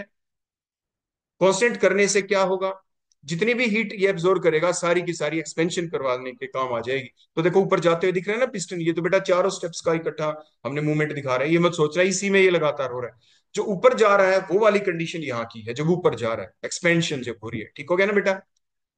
तो the gas will expand isothermally and reversibly by absorbing Q2 heat. बोलो कितनी हीट एब्सॉर्ब की यहां से, Q2 हीट एब्सॉर्ब कर ली फ्रॉम द सोर्स, सोर्स के अंदर से। तो देखो अब वर्क डन कितना होगा, पीछे हमने सीखा ही था, क्योंकि देखो वर्क ऑफ एक्सपेंशन हुआ है, work done by the system हुआ है, तो माइनस साइन लगा दिया, वर्क डन को W1 कह रहे हैं। और जो हीट एब्जॉर्ब हुई है, हीट एब्जॉर्ब हुई है, तो प्लस साइन लगा दिया, प्लस Q2 है इज इक्वल टू, ये फार्मूला था हमारे वर्क डन का, आर T2। T2 क्यों, क्योंकि हीट रिजर्वायर का जो टेम्परेचर यहाँ पे T2 है इसलिए T2 लिखा, log final volume divided by initial volume, final volume बोलो कितना हो गया, पहले तो V1 था ना बेटा वॉल्यूम, देखो हमने हमारा वॉल्यूम V1 था, और जब ये एक्सपेंड हो गया यहाँ पे तो एक्सपेंशन के बाद बोलो वॉल्यूम बढ़ के कितना हो गया, वो हो गया V2। बोलो कितना हो गया बेटा यहाँ से V2, V1 से V2 हो गया, इसलिए log final by initial V2 by V1, equation number 1 हो गई, ठीक हो गया। अब दोबारा से वही बातें कर लेते हैं इस प्रोसेस में और क्या क्या हुआ। देखो वो चीज मैं आपके दिमाग में बिठाना चाहता हूँ, बिल्कुल कहने का मतलब यहाँ पे देखो, आइसोथर्मल एक्सपेंशन के दौरान dt जीरो है, change in temperature zero, isothermal condition है, ये आपके दिमाग में बेटा रहनी चाहिए। उसके बाद चेंज इन इंटरनल एनर्जी भी जीरो है, because whole of the energy absorbed from the heat reservoir that is the Q2 heat, Q2 जो हीट है जो एब्सॉर्ब की गई, whole of that heat is completely used up for the expansion, for the expansion, इस cylinder के expansion में काम आ गई। इंटरनल एनर्जी सेम रही गैसेस पार्टिकल्स के जो सिलेंडर में थे, चेंज इन इंटरनल एनर्जी आपकी जीरो हो गई, D is equal to zero, ठीक हो गया बेटा। तो चेंज इन एंथैल्पी भी जीरो हो गई, क्योंकि पहले जितनी एनर्जी नो नेट हीट और एब्जॉर्ब और रिवोल्व, नेट चेंज जीरो ही है। लेकिन इसके दौरान आप ध्यान से देखें, क्योंकि हीट एब्जॉर्ब हुई है यहाँ पे, हीट बेटा क्या हुई है यहाँ पे, एब्जॉर्ब, तो डी क्यू क्या है बेटा, पॉजिटिव है, डी क्यू क्या हो गई यहाँ पे, positive, because heat is absorb, heat is absorb expansion के दौरान, आइसोथर्मल एक्सपेंशन के दौरान हीट क्या है बेटा, एब्जॉर्ब हो गई है, ठीक हो गया ना। आपने ध्यान दिया था मैंने ये करेक्शन कराई थी, देखो एक बार मैं दोबारा से आपको दिखा दूं, देखो पीछे जो ये नेट था, देखो आगे बात समझ में, देखो मैंने यहाँ पे आइसोथर्मल एक्सपेंशन में ये नेगेटिव था, मैंने कहा था बेटा देखो यहाँ पे पॉजिटिव कर लो, डीएस भी पॉजिटिव कर लो, आ गया ना याद। ठीक है, तो अब हम दोबारा से अपने पहुंच जाते हैं यहीं पे। तो देखो डी क्यू बेटा क्या हो गई यहाँ पे, पॉजिटिव, डी क्यू पॉजिटिव है, तो DS is equal to D, आपका डी क्यू बाई टी होता है, तो डी क्यू पॉजिटिव तो आपका डीएस भी पॉजिटिव हो जाएगा। फर्स्ट स्टेप हो गई, वर्क डन कितना हुआ मैंने लिख दिया यहाँ पे, -W1 is equal to Q2 और RT2 log V2 by V1, क्योंकि हमें नेट वर्क डन निकालना है चारों स्टेप्स के दौरान। तो देखो हम कहां से कहां पे चले, ये आपका जो कार्नेट, जो डायग्राम हमने बना रखा है कार्नेट साइकिल, पहले बोलो हम कहां पे थे, ए पॉइंट के ऊपर थे जहां पे वॉल्यूम बेटा कितना है V1, V1 से फिर क्या हुआ, जब हमने हो हीट रिजर्वायर से हमने क्या ली, हीट एब्जॉर्ब की, हीट एब्जॉर्ब की तो वॉल्यूम इंक्रीज हो गया, वॉल्यूम बेटा क्या हो गया, इंक्रीज हो गया। तो वॉल्यूम देखो इंक्रीज हो रहा है, यहां से देखो ये वॉल्यूम इंक्रीज हो गया, वॉल्यूम इंक्रीज हो गया, वॉल्यूम इंक्रीज हुआ तो प्रेशर तो बेटा डिक्रीज होगा ना, क्योंकि टेम्परेचर कांस्टेंट है। बॉयल्स लॉ को भूले ना, बोलो बॉयल्स लॉ ने क्या बताया था, बॉयल्स लॉ ने बेटा यही तो बताया था कि जो पीवी होता है इज इक्वल टू बेटा क्या होता है, that is constant, PV is always constant at constant temperature, लेकिन ये कब होता है, when T is constant, temperature तो बेटा कांस्टेंट है। तो जब टेम्परेचर कांस्टेंट है, एक्सपेंशन हम यहाँ पे करवा रहे हैं, तो क्या होगा, जो आपका प्रेशर होगा that is inversely proportional to the volume, जितनी भी हीट बाहर से मिली उससे हमने एक्सपेंशन करवा दिया, वॉल्यूम इंक्रीज करवा दिया, तो प्रेशर क्या होगा, डिक्रीज होगा। तो ग्राफ जो हम अपना चलेगा बेटा, ऐसा तो चल नहीं सकता कि इसको देखो आप डॉटेड डॉटेड लाइन कर दें, देखो ऐसे आप सीधा स्ट्रेट लाइन ले जाते नो, इसका मतलब तो क्या होता, प्रेशर कांस्टेंट रहा, लेकिन ऐसा रहा नहीं। हर पॉइंट के ऊपर जैसे जैसे वॉल्यूम इंक्रीज होता है, देखो इस पॉइंट पे जैसे जैसे हम चले, देखो वॉल्यूम इंक्रीज, वॉल्यूम आपका इंक्रीज हुआ तो प्रेशर डिक्रीज, देखो प्रेशर डिक्रीज नीचे की तरफ जा रहा है ना बेटा, pressure decrease, pressure decrease, pressure decrease, हम इस पॉइंट तक पहुंच गए और आपका वॉल्यूम बढ़ बढ़ के V2 हो गया और साथ के साथ प्रेशर आपका डिक्रीज होता चला गया। ऐसे कर्व आएगी बेटा, ऐसे कर्व आएगी, ध्यान रखें ये आइसोथर्मल कंडीशन है, आपकी एक्सपेंशन हम करवा रहे हैं। तो इसीलिए आपका बॉयल्स लॉ हमने बताया कैसे, PV is equal to constant के बेसिस पे वॉल्यूम एक्सपेंशन करवाएंगे तो प्रेशर डिक्रीज होगा ही, कर्व नीचे की तरफ ही आएगा।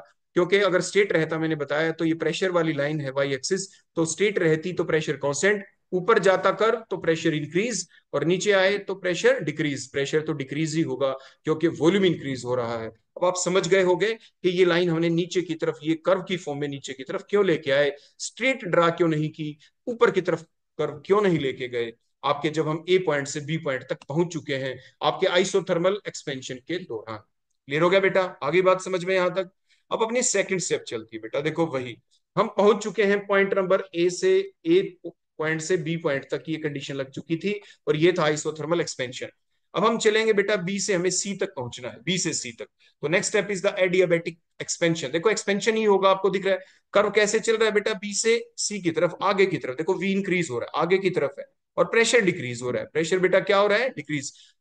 तो कहने का मतलब क्या है, अब हम करेंगे एडियाबेटिक एक्सपेंशन। अब एडियाबेटिक एक्सपेंशन के लिए हमें क्या करना पड़ा बेटा, जो आपका सिलेंडर है उसको किस पे रखना पड़ा, इस सिलेंडर को हमने रखा at the non conducting material, non conducting material के ऊपर। ठीक हो गया बेटा। टेम्परेचर बेटा कितना था, T2 था। अभी तक जब बी पॉइंट के पर थे बेटा टेम्परेचर कितना था, T2 था। और अब हमने क्या किया अगली स्टेप में, now the cylinder having the 1 mole of the gas, और जिसका वॉल्यूम V2 है, अब इसको उठाया कहां से, आपके हॉट रिजर्वायर से उठा के यहां से इसके ऊपर रख दिया। आप अगली स्टेप के अंदर रखा ना बेटा, मैंने कहा था ना सिलेंडर को हम प्लेस करेंगे, रखेंगे अलग अलग कंडीशन में, अलग अलग स्टेप में, अलग अलग आपके जो डिफरेंट पार्ट्स हैं आपके हीट इंजन के, उनके ऊपर। पहला पार्ट हॉट रिजर्वायर जिसे हमने सोर्स कहा था, वहां से उठा के हमने रख दिया इंसुलेटिंग मटेरियल के ऊपर। ठीक हो गया बेटा। तो जब हमने इंसुलेटिंग मटेरियल के ऊपर रखा तो उससे क्या होगा, देखो नाउ द गैस एक्सपेंड, हमें एडियाबेटिक एक्सपेंशन करवाना है। तो कैसे होगी बेटा गैस एक्सपेंड, बाहर से तो हीट मिल नहीं रही, तो now the gas will expand, मतलब वॉल्यूम V2 से इंक्रीज होके बेटा कितना हो जाएगा, V3। ऐसा होगा कैसे, गैस पार्टिकल की खुद की इंटरनल एनर्जी होगी यूज, जैसे पीछे हमने कई बार आपको समझा दिया, और वो खुद की internal energy gas particle use करेंगे इस कंटेनर के अंदर से, और उसी की वजह से बाहर की तरफ पिस्टन चला जाएगा, एक्सपेंशन हो जाएगा। तो टेम्परेचर भी डिक्रीज हो जाएगा, जो टेम्परेचर यहाँ पे T2 था, देखो जब हम इसके अलोंग चले, बी से सी के अलोंग चले ऐसे, तो जब हम पहुंचेंगे वॉल्यूम बढ़ के हो जाएगा V3 और टेम्परेचर घट के हो जाएगा T2 से T1।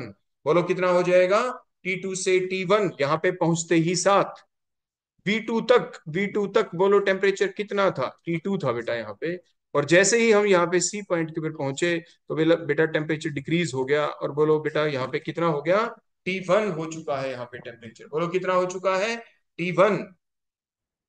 तो वर्क डन बेटा कितना होगा, पीछे हमने सीखा था ये, क्योंकि एक्सपेंशन हुआ है, work done by the system है, तो माइनस लगाया, minus W2 is equal to CV, CV bracket में क्या है आपका फाइनल टेम्परेचर, फाइनल बेटा कितना है, T1 है, तो ये T1 इसलिए पहले लिखा। आप यहाँ पे ये मत सोच लेना, वहां पे लगाते थे हम फाइनल के साथ टू टू लगा दें, यहाँ पे हमने हायर टेम्परेचर के साथ टू लगाया है, लोअर के साथ T1 लगाया। तो यहाँ पे आपकी जो इनिशियल स्टेट जो थी, अब देखो जब हम बी से सी पे गए तो इनिशियल स्टेट तो बी हो गई ना, और फाइनल स्टेट आपकी सी हो गई। तो जब हम बी से सी पे गए तो जो इनिशियल स्टेट के दौरान टेम्परेचर T2 ही था ना, और अब एडियाबेटिक आपका एक्सपेंशन करवाया तो टेम्परेचर बेटा डिक्रीज हो गया, तो फाइनल टेम्परेचर T1 है, वो डिक्रीज टेम्परेचर है, तो फाइनल माइनस में इनिशियली लिखते हैं, वही हमने लिखा CV, और ब्रैकेट में बेटा क्या लिखा है, T1 माइनस में T2, फाइनल टेम्परेचर माइनस में इनिशियल। अब माइनस साइन को अगर हम बाहर ले जाएं तो माइनस बाहर जाने से क्या होगा, T1 के आगे माइनस लग जाएगा, T2 के आगे प्लस, तो T2 माइनस T1 हमने लिख दिया, जस्ट रीअरेंज किया है by keeping that minus sign outside the bracket, bracket के बाहर माइनस साइन को ले गए। तो ये जो वर्क डन हुआ है डियाबेटिक एक्सपेंशन, उसका रिलेशन आ गया। अब वो चीजें भी लिख दें जो हमने पीछे सीखी थी बार बार, जो जरूरी है। बोलो इसके दौरान टेम्परेचर में क्या हुआ है, क्या चेंज आया बेटा, टेम्परेचर हो गया यहाँ पे डिक्रीज, DT इज नेगेटिव क्योंकि कूलिंग हुई है, DE is negative, internal energy घट गई है, तो DH इज नेगेटिव। लेकिन इसके दौरान हीट का एक्सचेंज हुआ नहीं, आपके इंसुलेटिंग मटेरियल के ऊपर क्यों क्या रखा था, no exchange of heat, DQ is zero, तो एंट्रोपी चेंज भी जीरो। ये चीजें हमने सीखी यहाँ पे। और work done by the system है यहाँ पे भी तो नेगेटिव, जैसे आइसोथर्मल एक्सपेंशन में भी वर्क डन नेगेटिव था और यहाँ पे भी नेगेटिव साइन है आपका। क्लियर हो गया बेटा? -W2 लिखा जैसे वहां पे -W1 लिखा था। क्लियर? चलो अगली स्टेप पे चलते हैं, आइसोथर्मल कंप्रेशन। अभी तक हम पहुंच चुके हैं, हमने सीखा कि जो बी पॉइंट के ऊपर जब हम पहुंचे थे तो यहाँ पे टेम्परेचर बेटा आपका T2 था, और बी से सी के ऊपर गए तो बेटा टेम्परेचर यहाँ पे कितना आ गया था, T1 आ गया था। तो पहली स्टेप भी हो चुकी है, ए से हम बी के ऊपर गए, आइसोथर्मल एक्सपेंशन करवाया, बी से सी के ऊपर आए तो एडियाबेटिक एक्सपेंशन करवाया, टेम्परेचर घट गया, T2 से T1 हो गया। अब हम सी पॉइंट से डी पॉइंट की तरफ चलेंगे, सी से किधर चलेंगे बेटा, डी पॉइंट की तरफ। क्लियर हो गया इतना?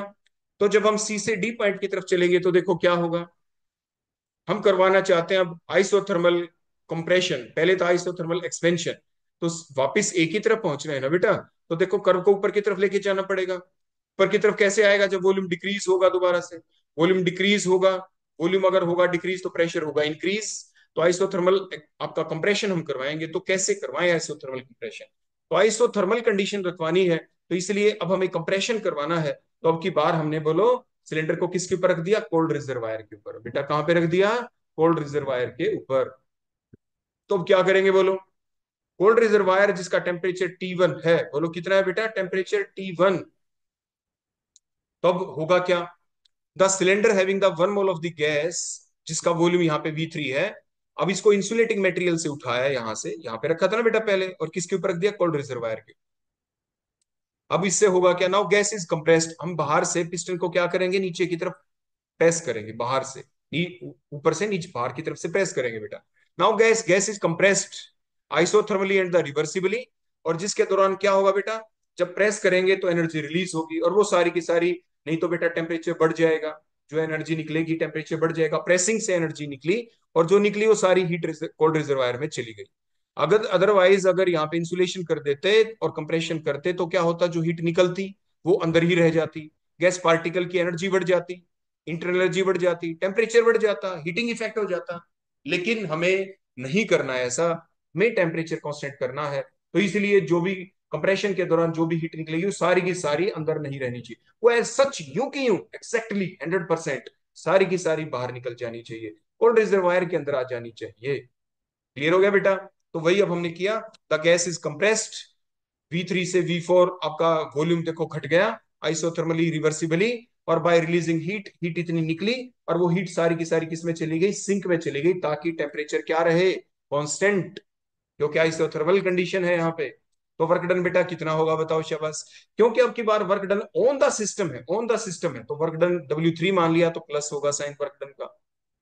अब की बार हीट रिलीज हुई है, सिस्टम से बाहर निकली है, -Q लगा दिया, -Q1 लिख दिया बेटा, हीट जो निकली है Q1 हो गई, एब्जॉर्ड वाली को Q2 कह रहे थे, +Q2 लिखा था। अब क्या होगा, RT1 बोलो, टेम्परेचर बोलो कितना हो गया, अब की बार T1 है, तो फाइनल कितना हो गया बेटा, सी से जब डी की तरफ गए, डी स्टेप के ऊपर बोलो वॉल्यूम घट के कितना हो चुका है, V4 हो चुका है, V4 हो चुका है।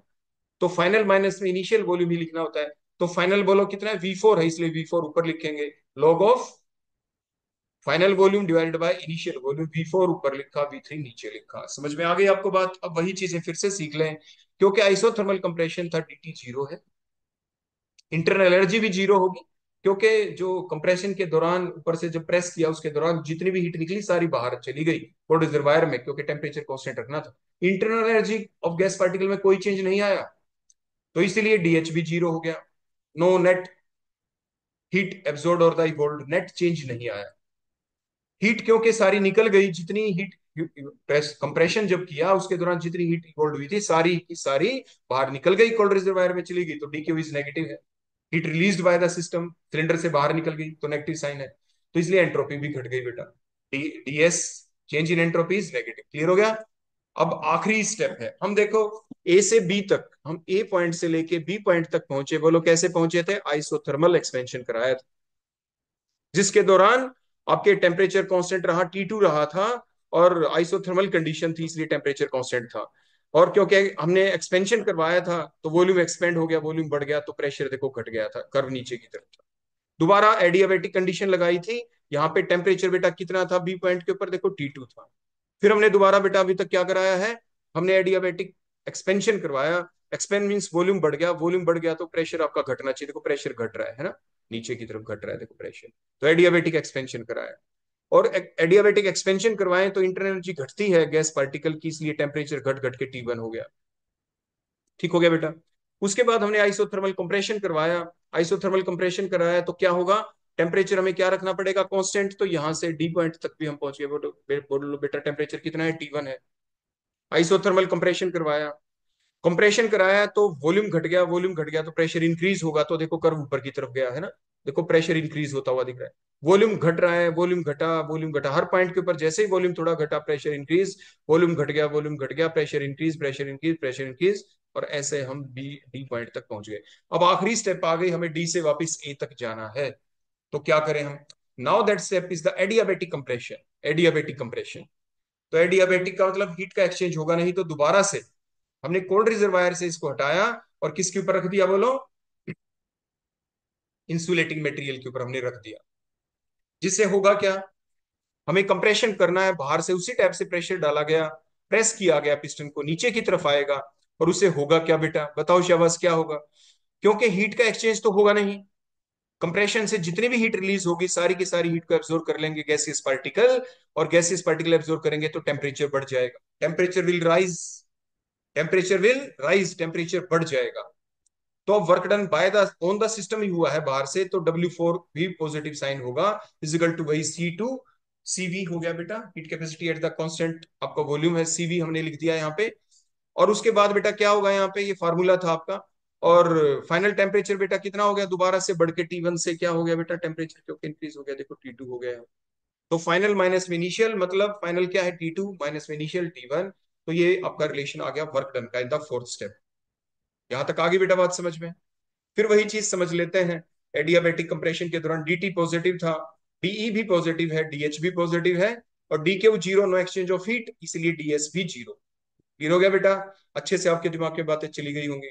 अब हम नेट वर्क डन देखेंगे। नेट वर्क डन का मतलब जो भी हमारे पास ये वर्क आए उन सभी को हमने अब एडअप करना है। बोलो बेटा कैसे एडअप करेंगे, सभी फार्मूले तो हमारे पास थे, तो उसमें दिक्कत क्या है, देखो W इज इक्वल टू सभी का स्टेप्स के दौरान आइसोथर्मल, पहले आइसोथर्मल के दौरान -W1 था, फिर आपने देखा था आइसोथर्मल एक्सपेंशन के बाद एडियाबेटिक एक्सपेंशन था, -W2 था, फिर आइसोथर्मल कंप्रेशन प्लस था, एडियाबेटिक कंप्रेशन फिर प्लस था। अब जो फार्मूले थे वो पुट कर देते हैं।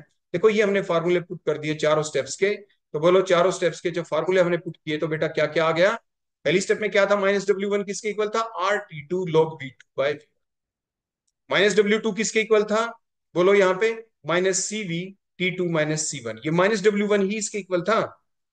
W3 किसके इक्वल था, RT1 log V4/V3। W4 किसके इक्वल था, CV T2 - T1। बोलो क्या हुआ, ये जो एडियाबेटिक के दौरान वर्क डन था बेटा, देखो ये तो आपस में कैंसिल ही हो गया, कैंसिल हो गया, इसका कोई रोल ही नहीं है। There is no role, there is no role of that adiabatic work done during the adiabatic condition. जो एडियाबेटिक एक्सपेंशन और एडियाबेटिक कंप्रेशन ने एक दूसरे को कैंसिल आउट कर दिया, तो देर इज नो रोल, अगर हम देखें of in the net work done के अंदर इनका कोई रोल नहीं रहा, नहीं आपस में कैंसिलेशन हो गया। तो कई बार क्वेश्चन पूछा जाता है कि जो वर्क डन में रोल किसका है, देखो इन दो कर्व का, ए से बी की तरफ गए और एक सी से डी की तरफ गए। जब डी से ए की तरफ जाते हैं, डी से ए की तरफ जाते हैं, और जब जब हम बी से सी की तरफ गए थे, ये एक दूसरे को कैंसिल आउट कर देते हैं, एक दूसरे का कैंसिलेशन इन्होंने कर दिया। ठीक हो गया ना बेटा। तो ये चीज बड़ी इंपॉर्टेंस है कि कौन किसको कैंसिलेशन कर रही है, ये कर्व इस कर्व को कैंसिल कर रहा है, तो सिर्फ यही कर्व हमारे नेट हुआ। और ये कर्व लगातार अगर हमारे चलते चले जाएं, देखो ऐसे आगे इन स्टेप्स को बढ़ाएंगे, आगे हम सीखेंगे देखेंगे, तो आप एक बड़ा इंपॉर्टेंट कंक्लूजन निकलने वाला है आगे, एक साइक्लिक प्रोसेस के बेसिस के ऊपर आप सीख पाएंगे। तो चलो, after the four operation when the system returns two is original state the net work done is, बोलो कितना आ गया, देखो ये हमारा फार्मूला आ गया बेटा, नेट वर्क डन का फार्मूला आ गया बेटा, कितना आ गया बोलो formula, W is equal to कौन से दो पार्ट ही रहे यहाँ पे, that is W is equal to, देखो पहले वाला part RT2 log V2/V1 plus RT1 log V4/V3। अब हम कुछ कंडीशंस लगाएंगे, कुछ रिलेशंस है बेटा हमारे पास, देखो क्या है जो हमने सीखे थे पहले। आप ये देखिए बड़े ध्यान से, देखो ये जो आपके कर्व है ना बेटा, V1 और V4, देखो V1 है ये यहाँ पे ए पॉइंट के ऊपर, V4 देखो डी पॉइंट, ते ये किस कर्व के ऊपर है, ये एडी जो कर्व बेटा, एडी कर्व। इसके पैरेलली जो दूसरा कर्व है, कौन सा कर्व है बेटा, ये जिसके ऊपर V3 V और V2 और V3 है बेटा, ये आपका एडियाबेटिक कर्व बेटा, कहाँ पे एडियाबेटिक कर्व। फर्दर जो ये V1 and V4 lies on one adiabatic curve, और V3 and V2 lies on the another adiabatic curve. इसलिए इन दोनों कर्वों के बेसिस के ऊपर हम एक रिलेशन निकालते हैं। ये हमने पहले सीखा था, याद होगा आपको, कि आपके देखो क्रॉसिंग में देखें तो एक जैसा दिखना चाहिए, क्रॉसिंग में एक जैसा दिखना चाहिए। क्रॉसिंग में एक जैसे दिखने का क्या मतलब है, बोलो बोलो क्या मतलब है इसका। ये मतलब है यहाँ पे कि बड़े ध्यान से देखो कि आपका जो कंडीशन है यहाँ पे देखो, V4/V1 है और T2/T1 है, ऐसा हमने क्यों लिखा। Similarly V3/V2 is equal to T2/T1 हमने क्यों लिखा। ऐसा इसलिए लिखा क्योंकि हम ये सीख चुके हैं पहले। बोलो कैसे सीखा था हमने। क्योंकि जो ये कर्व थे, अभी तो ये सारी बातें हमने एक्सप्लेन की थी, तो इन्हीं बातों के आधार के ऊपर ही ये रिलेशन हमारे बनते हैं। और ये डिफरेंट रिलेशन हमने पहले सीखे थे। देखो PT relation under the adiabatic condition, pressure volume का आया था, जैसे PV gamma is equal to constant. ऐसे ये कौन सा रिलेशन है बेटा, ये रिलेशन आपका टी। देखो ये टी आ गया, क्रॉसिंग में चले तो टी वी की पावर में गामा-1 इज इक्वल टू कांस्टेंट, ये रिलेशन था बेटा। ये आपका रिलेशन था यहाँ। क्लियर हो गया बेटा, आगे ना बात समझ में। ठीक हो गया यहाँ तक, कोई डाउट। कोई डाउट हो तो बेटा मेरे से आप पूछ लेना, कोई भी डाउट हो तो पूछ लेना। अब बड़े ध्यान से देखें, ये जो V4 पॉइंट है बेटा, यहाँ पे टेम्परेचर बेटा कितना था। V4 पॉइंट, V4 के ऊपर टेम्परेचर कितना है। देखो ये V2 है, इस पॉइंट के ऊपर देखो ये T2 लिखा था ना बेटा, यहाँ पे टेम्परेचर T2 है बेटा, और यहाँ पे टेम्परेचर बेटा कितना है, T1 है। T1 है, ठीक हो गया। तो V4 को क्रॉस करें, V4 के क्रॉसिंग में बेटा आपको T1 ही दिख रहा है यहाँ पे, है ना। और V1 है, इसके क्रॉसिंग में देखें आपको T2 ही दिख रहा है यहाँ पे। क्लियर हो गया, तो इट मीन हमने ये सारी बातें बिल्कुल ठीक लिखी। उसके बाद V3, V3 जो है आपने देखा था यहाँ पे टेम्परेचर बेटा V2 के ऊपर बेटा कितना था, यहाँ पे T2 था, और यहाँ पे क्या हो गया था, T1। पूरी साइकिल को ध्यान रखे जो भी हमने सीखा था। तो V3 के क्रॉसिंग में देखें, V3 के क्रॉसिंग में हमने बताया ना रिलेशन ये आना चाहिए VT। देखो ये क्रॉस करेंगे T, देखो ये वाला नीचे वाला T इस V के साथ क्रॉस होके जाएगा। हमने देखा था ना ये V1 थे, वहां पे ये T2 थे, लेकिन यहाँ पे नाम बदल रखे हमने। तो इसलिए क्रॉसिंग वाले वही उसी स्टेट की कंडीशन होनी चाहिए, same state condition. In the crossing diagonally same state condition must be present. मतलब V3/V2 करेंगे, अगर देखो ये सी पॉइंट पर V3 है, डिवाइड बाय V2 करेंगे एडियाबेटिक कर्व का, तो क्या होगा बोलो। आपके जो V3 है, V3 के दौरान टेम्परेचर T1 था, तो V3 के डायगनली देखे T1 ही लिखा है। V2 के दौरान टेम्परेचर T2 था, तो देखो V2 के डायगनली हमने T2 ही लिखा। अब क्रॉसिंग समझ में आ गई। जो हमने पहले आपको सिखाया था एडियाबेटिक के दौरान ये रिलेशन निकाले थे, वही चीज है यहाँ पे, उसी चीज को अप्लाई कर रहे हैं। मैंने देखो हर पॉइंट के ऊपर ABCD के ऊपर वॉल्यूम भी लिखे हुए थे, टेम्परेचर भी लिख दिए हैं, जो अभी अभी हमारे हमने एज्यूम किए थे। क्लियर हो गया बेटा, चलो ठीक है। अब उसके बाद देखो हम क्या करने वाले हैं, बड़े बेसिक सा काम करने वाले हैं बेटा यहाँ। अब ये देखो T2/T1 दोनों, T2/T1 यहाँ पे V4/V1 की पावर गामा-1 के इक्वल भी, और T2/T1 V3/V2 गामा-1 के इक्वल। इट मीन्स ये दोनों आपस में इक्वल हो गए। बोलो कौन कौन। मीन्स आपके V4/V1 किसके इक्वल हो गया, V3/V2 के इक्वल हो गया। और साथ के साथ हमने गामा-1th रूट कर दिया, गामा-1th रूट दोनों साइड में ले दिया, तो ये कैंसिल हो जाएंगे बेटा, दोनों साइड से हो जाएंगे ना। तो क्या बच गया सिर्फ, देखो इधर V4/V1 था इक्वल टू क्या हो गया, V3/V2 के हो गया।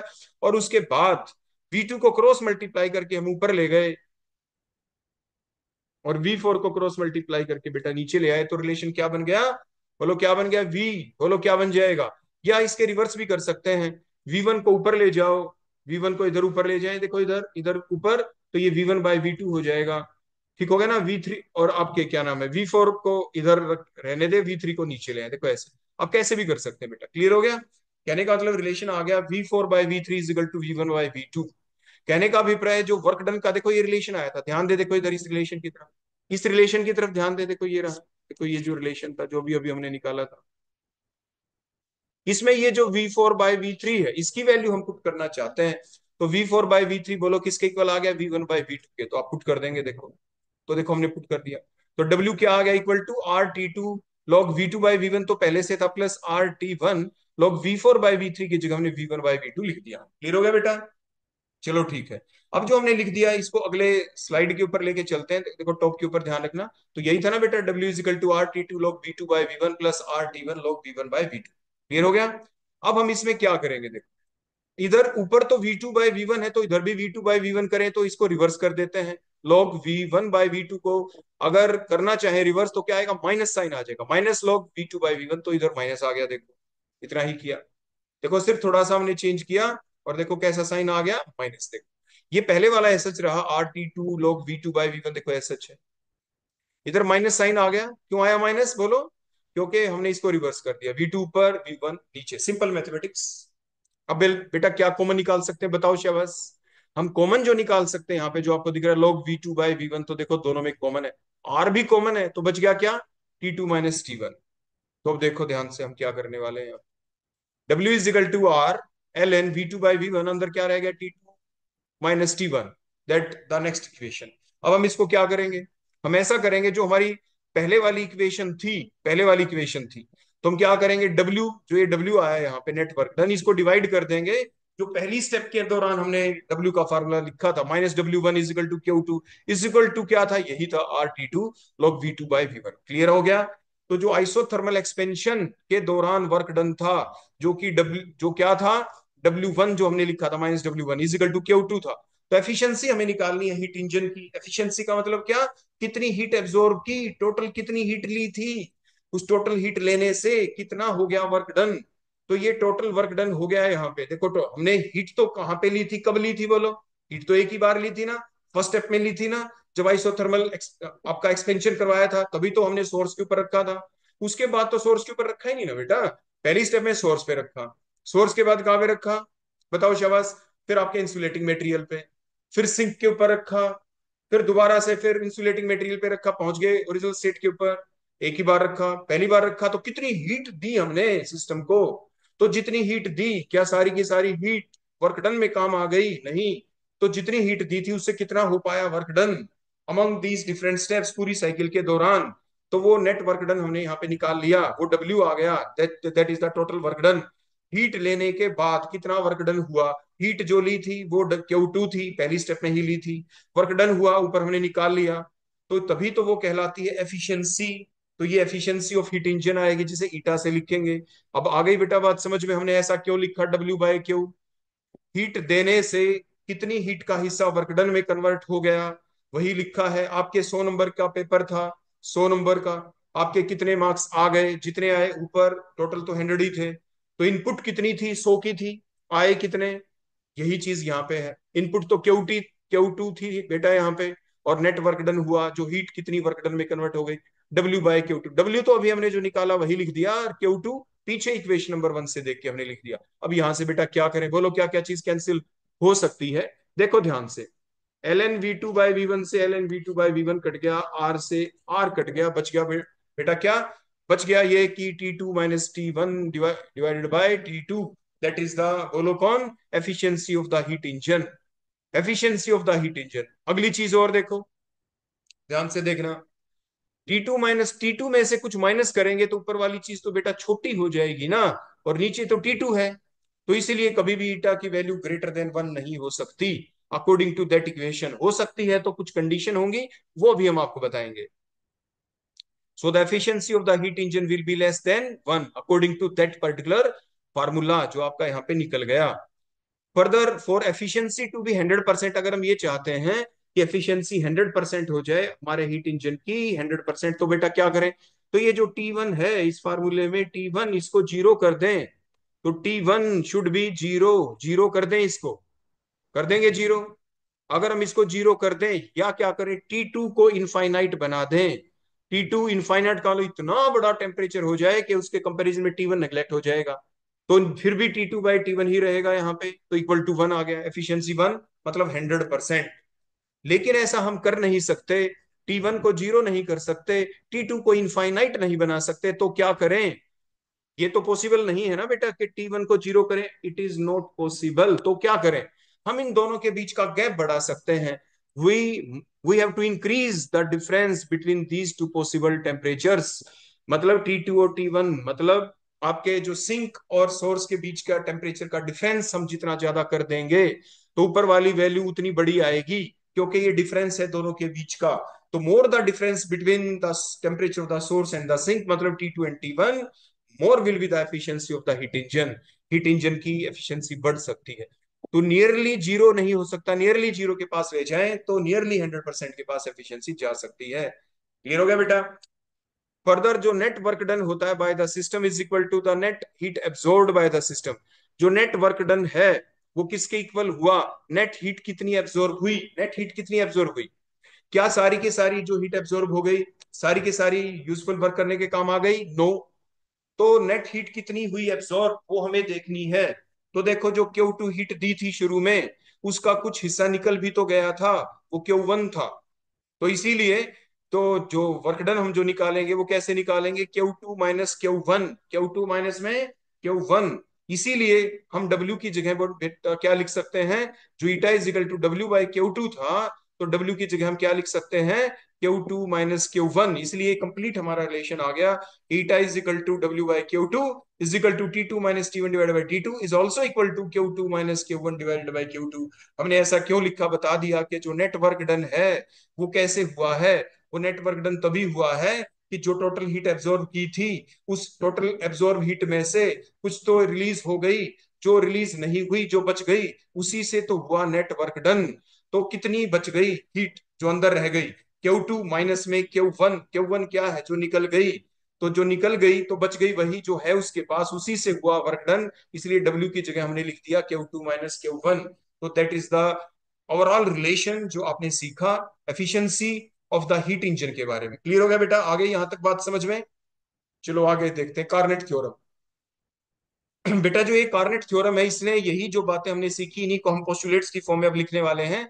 कि मींस दो एफिशिएंसी होती है रिवर्सिबल हीट इंजन की, ये किस पे डिपेंड करती है? सिर्फ अभी मैंने बताया ये डिपेंड करती है सिर्फ टेम्परेचर ऑफ द सोर्स और द सिंक के ऊपर। अभी अभी हमने बताया था इट डिपेंड्स ओनली जो एफिशिएंसी होती है किस पे डिपेंड करती है? Depends only on the temperature of the source and the sink. उन्हीं के बीच में जितना ज्यादा गैप होगा उतनी ज्यादा एफिशिएंसी होगी। और आपके जो ये किस पे डिपेंड नहीं करती कि वर्किंग मटेरियल कौन है, do not depend upon the nature of the working substance. ये इसके ऊपर डिपेंड नहीं करती है। तो इसीलिए जो एफिशिएंसी है रिवर्सिबल हीट इंजन की जो हमने लिखा था eta is equal to W/Q2 is equal to T2 - T1 divide by T2 और आपके Q2 - Q1 divide by Q2 जो हमने ये रिलेशन लिखा था इसके आधार के ऊपर हमने ये पॉइंट लिख दिया। मीन्स कहने का अभिप्राय किया हुआ for the same temperature of the source और सिंक, सोर्स और सिंक का टेम्परेचर अगर हम सेम रखते हैं तो कोई भी हीट इंजन ले लें उसमें कोई भी आपका वर्किंग सब्सटेंस हो एफिशिएंसी हमेशा सेम रहेगी। मतलब कौन सी गैस ली उसके ऊपर डिपेंड नहीं करेगी। उसके बाद the relation of the efficiency of the reversible heat engine क्या शो करता है? कि जो एफिशिएंसी होगी रिवर्सिबल हीट इंजन की वो लेस देन 1 ही होगी। दूसरी बात अगर वो 1 हमें लानी है, एफिशिएंसी 1 लानी है, 100% लानी है तो उसके लिए या तो जो टेम्परेचर ऑफ द जो सिंक है उसको 0 केल्विन करना पड़ेगा या सोर्स का टेम्परेचर T2 है उसको इनफाइनाइट करना पड़ेगा, लेकिन ये पॉसिबल है नहीं। तो 100% के नजदीक लाने के लिए एफिशिएंसी को इंक्रीज करने का एक ही तरीका है कि maintain the more difference, much more difference किसके बीच? In between the temperature of these two reservoir that is the source and the sink. उनके बीच के टेम्परेचर का जो गैप है वो उनके बीच डिफरेंस ज्यादा रखें। नेक्स्ट पॉइंट क्या बन जाता कार्नेट थ्योरम का? कि जो एफिशिएंसी होती है हीट इंजन की या आपका हीट मशीन कह सकते हैं, तो ये जो ऑपरेटिंग कर रहे हैं इसकी कार्नेट साइकिल के ऊपर डिपेंड होती है। और ये मैक्सिमम कब होती है? इट इज मैक्सिमम बिकॉज जो एफिशिएंसी होती है हीट इंजन की operating in the Carnot cycle is maximum because the work done during the reversible isothermal condition is maximum. ये हमने पहले भी पढ़ा था। Because the work done during the reversible isothermal condition के दौरान ही वर्क डन मैक्सिमम होता है। और एडियाबेटिक वाले तो आपस में कैंसिल हो गए थे।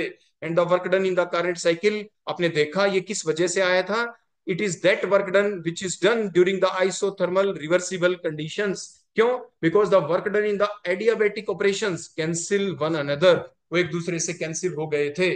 और यहाँ पे जो वर्क डन आया था ये वही वर्क डन है जो कि आइसोथर्मल रिवर्सिबल कंडीशंस में आया। और ये हम पहले सीख चुके हैं कि आइसोथर्मल रिवर्सिबल कंडीशन के दौरान किया हुआ वर्क डन मैक्सिमम होता है। तो ये हमने प्रूव कर दिया कि जो एफिशिएंसी है हीट इंजन की वो यहाँ पे मैक्सिमम ही होगी, क्योंकि यहाँ पे जो वर्क डन हुआ है वो नेट वर्क डन वो रिवर्सिबल आइसोथर्मल कंडीशन वाला ही वर्क डन है और जो कि मैक्सिमम होता है। अब मैथमेटिकल फॉर्मुलेशन निकाल लेते हैं आपकी सेकंड लॉ ऑफ थर्मोडायनेमिक्स की, जिसे आप एंट्रोपी भी कहेंगे, जिसे आप क्या कहते हैं? एंट्रोपी। ठीक हो गया ना? तो अब हम देखते हैं बेटा इसके बारे में।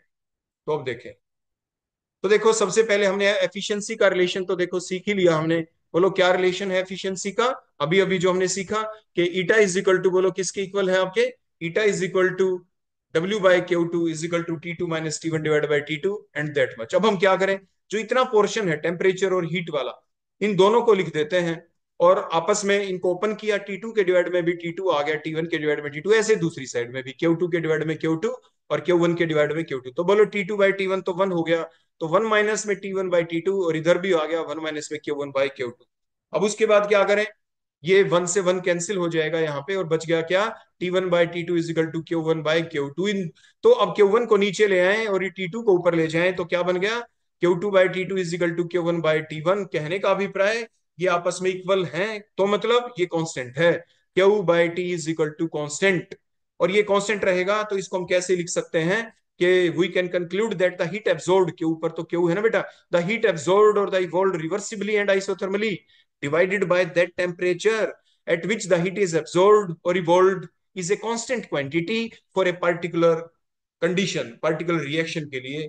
तो ये जो भी चीज है इसको हम S कहेंगे, आगे एंट्रोपी चेंज कहेंगे, तो ds आगे आएगा, इसी को ds कहते हैं। ds is equal to q divided by dt।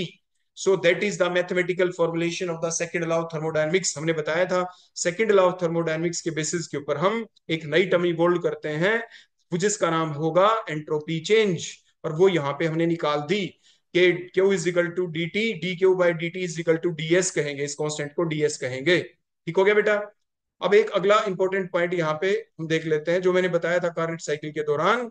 वो क्या था बेटा? To show that the reversible cyclic process is the multiple of infinite number of the Carnot cycle और show that entropy is a state function. Mathematically तो हमने ये show कर ही रखा है पहले कि जो एंट्रोपी एक स्टेट फंक्शन होता है डिफरेंशियल इंटीग्रल के बेसिस के ऊपर। लेकिन अब हम देखते हैं अपने कार्नेट साइकिल के आधार पे। हमने मान लीजिए कंसीडर कर लिया एक रिवर्सिबल साइकिल, देखो हमने ये ड्रा कर दी यहाँ पे, ध्यान से देखें, ये देखो ये रही, ए पॉइंट से बी की तरफ गए, बी से ए की तरफ गए, तो हर पॉइंट के ऊपर बीच में देखे बेटा ये कार्नेट साइकिल हमने ड्रा कर रखी है। देखो ये छोटी छोटी कार्नेट साइकिल है बेटा, देखो ये, देखो ये जो आपको दिख रही है ना बेटा, ऐसे कर्व है, जो कि यहाँ पे कर्व है ये, ऐसे ये वन हो गया, फिर सेकंड, जितने छोटे छोटे छोटे छोटे बनाएंगे होगा क्या, ये जो मिड पॉइंट है ना बेटा, ये तो एडियाबेटिक है बेटा। क्या है ये जो बीच में आ गया ना बेटा, बीच में देखो ये एक कर्व दूसरा कर्व, ये एडियाबेटिक है, they will cancel each other, cancel mid, mid में जितनी भी लाइन है ये कैंसिल हो जाएंगे because all are the adiabatic and these are the different number of, large number of Carnot cycles on moving from A to B followed by B to A. तो जब हम ए से बी तक गए और बी से वापस ए तक आएंगे तो क्या होगा, ये बीच वाली जो है एडियाबेटिक कंडीशन वाले एक दूसरे को कैंसिल अप कर देंगे, और जितनी छोटी स्टेप करेंगे ये जो जिगजैग पाथ दिख रहा है ये बिल्कुल लीनियर पाथ दिखना शुरू हो जाएगा।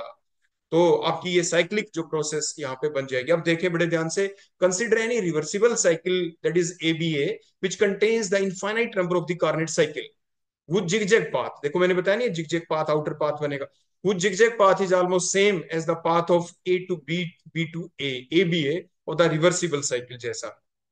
But all the path inside the closed curve A B A they will cancel each other leaving behind only the zigzag outer path because the inner path are the adiabatic path, adiabatic conditions वाले curve हैं ये जो एक दूसरे को cancel करते हैं। अभी पीछे हमने सीखा था। फर्दर फॉर ईच कार्नेट साइकिल, अभी अभी जो हमने डिराइव किया, क्या डिराइव किया था, summation of Q by T is equal to, बोलो क्या हो जाएगा, that will be the zero, क्योंकि एक स्टेप ए से बी में गए, बी से वापस में आए, एक दूसरे का कैंसिलेशन हो जाएगा यहाँ पे। For infinite number of Carnot cycle क्या आ जाएगा, summation of D Q by T is equal to also zero. For complete Carnot cycle हम कहेंगे summation of Q reversible isothermal divide by T is equal to zero. The above term can be divided in two parts, one for path A to B, A से B तक गए और फिर B से A तक गए, तो हम कुछ ऐसा लिख सकते हैं कि summation of complete cycle Q reversible isothermal divide by T is equal to summation A से B तक गए Q reversible isothermal by T plus में B से A तक गए Q reversible isothermal by T is equal to zero. It means हम इनको अगर ये दूसरी साइड ले जाएं, क्योंकि जीरो था तो माइनस का साइन आ गया, तो इसलिए हम कह सकते हैं this shows that the total value of the quantity that is A से बी तक गए for the path A to B is equal to the total value of that particular quantity जब हम बी से ए तक गए for the path B to A. और hence हम कह सकते हैं कि summation of Q reversible isothermal T is equal, ये जो है आपस में क्या हो गए, इक्वल हो गए, विद मैग्नीट्यूड सेम है, नेगेटिव साइन आ गया, so that is the state function. बोलो क्या है, स्टेट फंक्शन है, मैग्नीट्यूड सेम है, मतलब ए से बी तक गए तो वैल्यू वही रहेगी, आपके वो पाथ के ऊपर डिपेंड नहीं करता, जो पाथ पे डिपेंड ना करे वो क्या होता है, that is the state function. तो entropy is a state function. Clear हो गया बेटा। अब थर्मोडाइनमिक स्केल ऑफ टेम्परेचर के बारे में और देख लेते हैं। देखो ये बड़ी सिंपल सी बात है जो यहाँ पे बताई गई।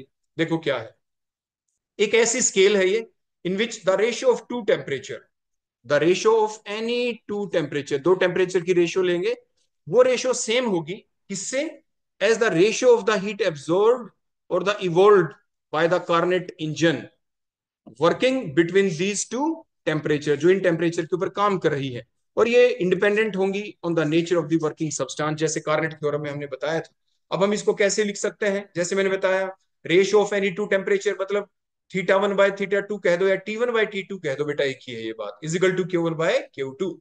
अगर हम दोनों की दोनों साइड में यहाँ पे वन में से इनको सब्ट्रैक्ट कर दें तो one minus theta one by theta two mean T one by T two कर दें दोनों साइड में, तो इसको सोल्व किया फर्दर मैथमेटिकली स्टेप से, तो हमने क्या देखा, if the temperature of the sink that is the theta one T one जिसे हम कह रहे हैं, अगर उसको जीरो केल्विन कर दें, एब्सोल्यूट जीरो जिसे कहा जाता है, जो हाइपोथेटिकल लोएस्ट पॉसिबल टेम्परेचर होता है, तो क्या हो जाएगा, तो आपका Q2 minus Q1 divide by Q2 जो है ये वन हो जाएगा।